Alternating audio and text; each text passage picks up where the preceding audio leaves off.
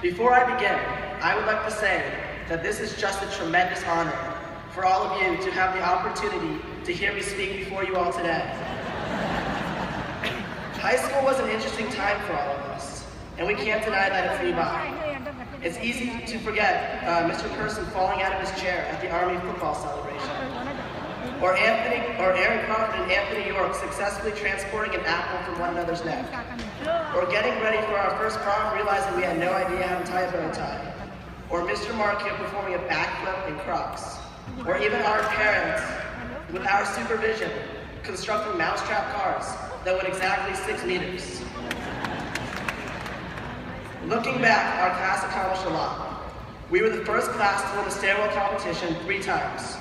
We survived the curse of the class of 2015, which includes downstairs lockers as juniors, a mandatory personal finance class, and a separation between middle schools.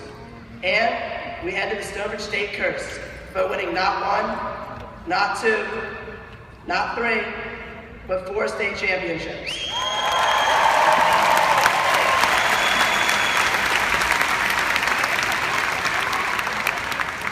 Many of us applied to college this year, and that process was intimidating to say the least. I like to compare the process to asking a girl on a date. You have to compile a list of everything you're good at, maybe beef up some of your qualities a little. Then, as soon as you get the courage to submit, she says, "Thanks for asking, I'll let you know in 4 months." The joke is on her, however, because little does she know that you have 5 other girls lined up who aren't nearly as picky, and some of them may even accept you early. You know, some people say that high school is the best 4 years of your life. And if you think about it, it's incredibly sad that it's all downhill from here. But we don't have to let these past 4 years be the best of our lives. It's up to us to make the future outshine our years at high school through the guidance of our teachers, friends, and family. By using our vast experience and knowledge we gain through high school, anything is possible. One thing I admire most about Stonebridge is the eclectic group of educators who have taught us. Every teacher I had in high school has taught me different lessons about English, math, history, and science, but also lessons in life. Besides teaching me how to titrate a solution with sodium hydroxide, Dr. Dobbs taught me that students like me were the reason he didn't want to have children. And that if my career path doesn't work out, I can star in the New Zealand version of Breaking Bad with him. Mr. Landry taught me how to think like Freud, but he also taught me it was bow tie or no tie. I didn't even have Mr. Wilkin, but he taught me that if I sponsor enough clubs, I could live at the school if I wanted to. The list goes on and on. Looking back at every teacher we had, it becomes much easier to realize how grateful we should be to have had the privilege to be in their classes. My biggest advice to you, the class of 2015, is to work hard at doing what you love to do. Be grateful for the life you have and the people that have helped you along the way. In turn, help people who need your assistance and constantly strive to make a difference. Be kind to your parents. They got you to this point in your life and will always be there for you.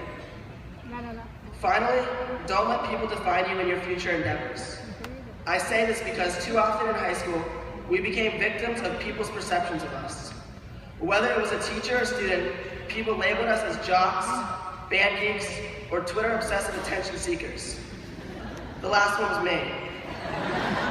I find that ridiculous, however, and you can see why I think that if you follow me at Mandrew999. These next 4 years will be incredibly significant for our futures, and we must put everything we have into becoming a person we can be proud of. On behalf of the class of 2015, I would like to thank all of the family, friends, and academic educators who have come here today to celebrate this special occasion. I personally would like to thank my entire family, because without them, I wouldn't be half the person I am today. I would also like to thank my fellow class officers, Stephen Weber, Jordan Johnson, and Lindsay Jakomowski, who have strived to make the class of 2015 the best graduating class Stonebridge has ever had. Along with my class officers, I would like to thank my class sponsors, Ms. Bell, Ms. Ingram, Ms. Mackey, and Ms. Morgan, and the SEA sponsor, Ms. Guerrero. They are the unsung heroes of our class. I would especially like to thank the faculty at Stonebridge, who have encouraged us to never stop learning. And last but not least, I would like to thank the class of 2015 for giving me the opportunity to serve as class president for 3 glorious years. To those who didn't vote for me, all 408 of you have another opportunity in the year 2052, as I would now officially like to declare myself an official candidate for the presidential election of that year.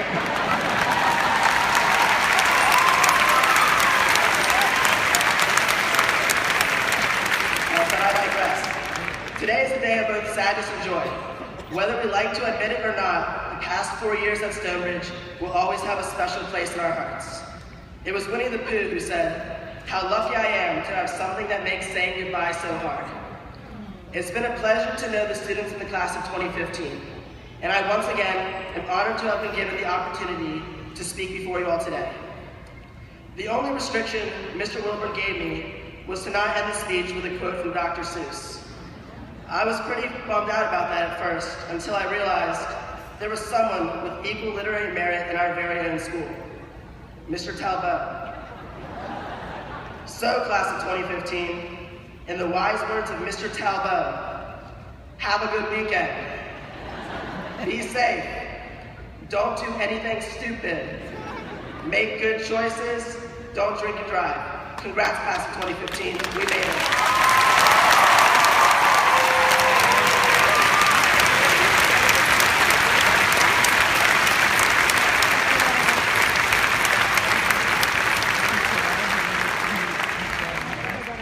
Did I really say no Dr. Seuss quotes? You gotta admit it, all the places you'll go gets an awful lot of play this time of year. Thank you, Andrew, for most of your remarks today and for your dedication to Stonebridge High School over the last 4 years. Between Stephen and Andrew, I can't think of a pair of students with more school spirit. Both of you exemplify the positive qualities that we strive to model at Stonebridge. I also want to say thank you to Kelsey for her earlier remarks. The first time I met Kelsey was earlier this year, just prior to the Excellence